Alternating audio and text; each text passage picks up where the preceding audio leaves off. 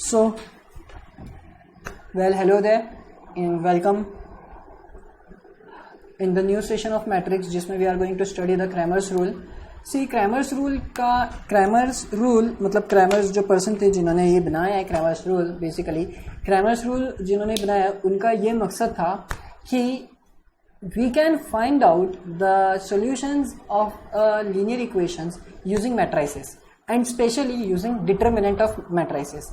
Using the determinant of matrix, we can find the solution of the equations. And वो formula क्या थे? तो वो फॉर्मूला आपकी स्क्रीन के ऊपर है, जहां जहां पे x की वैल्यूज लिखी गई है, y की वैल्यू लिखी गई है एंड z की वैल्यू लिखी गई है.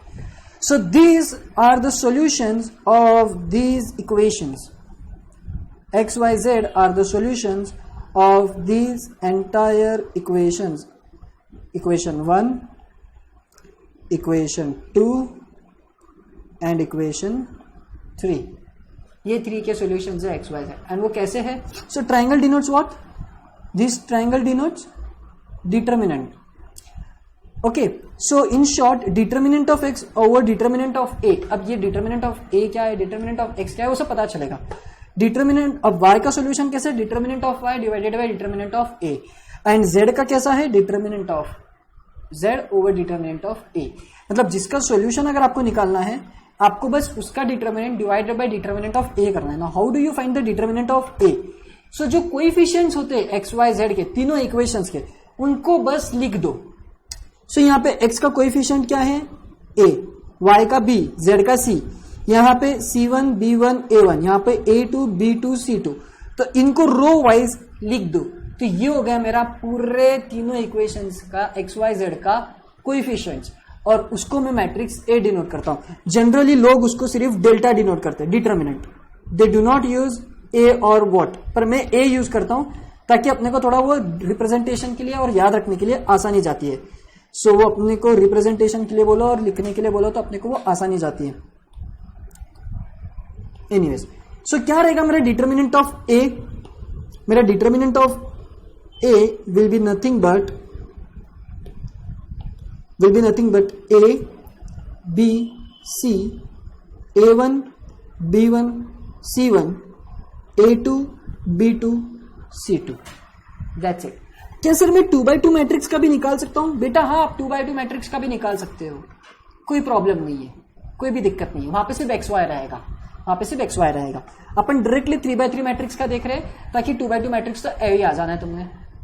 ओके. और सर क्या हमको डिटरमिनेंट ऑफ ए निकालना आता है? भाई ऐसे बच्चों जैसी बातें ना करो, ये तो तुमने सीखा है, इसकी तो कितनी सारी प्रैक्टिस करी है तुमने, ये तो निकालना तुमको आता ही है. Exactly. Now what is the determinant of x? अब यहां पे मजा आता चालू होता है. सी, डिटरमिनेंट ऑफ x निकालना इज बड़ा आसान. ए के मैट्रिक्स ए के ये जो पहले कॉलम है, मैट्रिक्स ए का जो पहला कॉलम है, उसको रिप्लेस कर दो d1 d2 d3 के साथ में. और ये d1 d2 d3 क्या होते हैं भाई? ये d1 d2 d3 होते हैं कॉन्स्टेंट्स. तो मतलब ये जो कंप्लीट कॉलम है, पहला कॉलम, आप क्या निकाल रहे हो? Determinant of x. Determinant of x निकालने के लिए पहले कॉलम को रिप्लेस कर दो d1 d2 d3 के साथ में, बाकी दो कॉलम एज इट इज.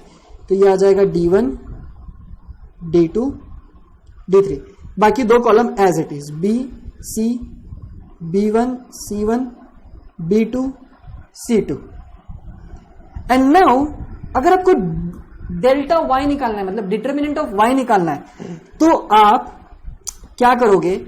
आप ये करोगे, आप सीधा सीधा सेकेंड कॉलम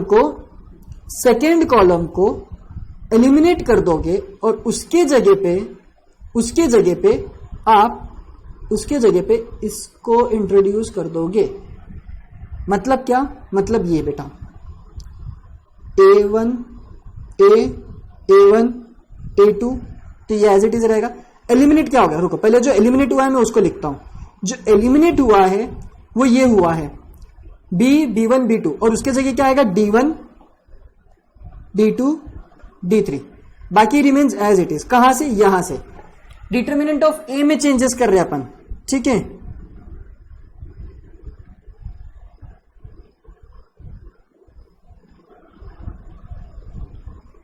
ये बहुत जनरलाइज्ड है, अपन एक अच्छा खासा एग्जाम्पल भी करेंगे, पर जनरलाइज तो देख लो एक बार।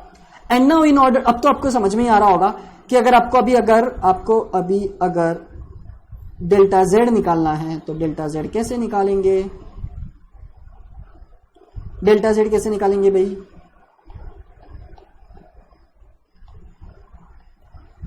सर कुछ भी नहीं, ये कॉलम को इसके साथ में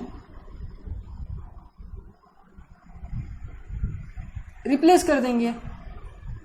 तो मतलब क्या हो गया कि पहले तो रिप्लेस वाला एलिमेंट लिख देता हूं मैं, मतलब इसको मैं रिप्लेस कर रहा हूं D1 D2 D3 के साथ में। सो D1 D2 D3 और ये remains as it is AB A1 B1 A2 B2, that's it. अब आ गया आपके पास में ये तीनों भी मैट्रिक्स। मतलब क्या कि अगर मैं आपको बोलूं कि in order to find the equations का roots you can use the determinant also. Determinant पता कैसे चलेगा? तो coefficients of X Y Z. बड़ा डिटर्मिनेंट कौन सा है? इंपॉर्टेंट डिटर्मिनेंट ए।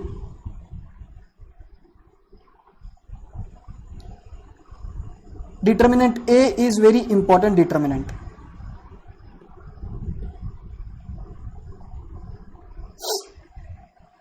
इसके दम पे आप determinant of X, determinant of Y, determinant of Z निकालते हो। कैसे? डिटर्मिनेंट ऑफ एक्स निकालना है तो इसको चेंज कर देंगे D1 D2 D3 के साथ में। डिटर्मिनेंट ऑफ वाई निकालना है तो इसको इंटरचेंज कर देंगे। डिटर्मिनेंट ऑफ जेड निकालना है तो इसको इंटरचेंज कर देंगे, दैट्स इट। और उनके डिटर्मिनेंट्स को आप यूज कर सकते हैं फिर एक्स वाई जेड निकालने के लिए, and that is how you solve the determinant. अब इसमें एक बहुत इंपॉर्टेंट बात यह होती है कि आपको एक बात हमेशा याद रखना है कि आपका जो भी क्वेश्चन फ्रेम होगा या जो भी क्वेश्चन होगा आपका, वो इस हिसाब से होना चाहिए, इस हिसाब से होना चाहिए कि आपका determinant of a is never equal to 0। यह बहुत महत्व की बात है, यह बहुत ही महत्व की बात है कि आपका determinant of a should never be equal to 0। अगर इक्वल टू 0 हो गया तो सब कुछ इनफाइनाइट हो जाएगा, सब कुछ इनफाइनाइट हो जाएगा, and that is not possible, that is not possible. So yes, Cramer's rule ये है कि आपको वो मदद करता है सॉल्यूशंस फाइंड आउट करके देना एक इक्वेशंस के, and the solutions are in this way, the solutions are in this way. Delta X upon delta A, delta Y upon delta A, delta Z upon delta A, मतलब determinant. And delta x निकालने का तरीका, पहले column को interchange कर दो constant के साथ में। डेल्टा वाई निकालने का तरीका डिटर्मिनेंट, दूसरे कॉलम को चेंज कर दो कांस्टेंट्स के साथ में।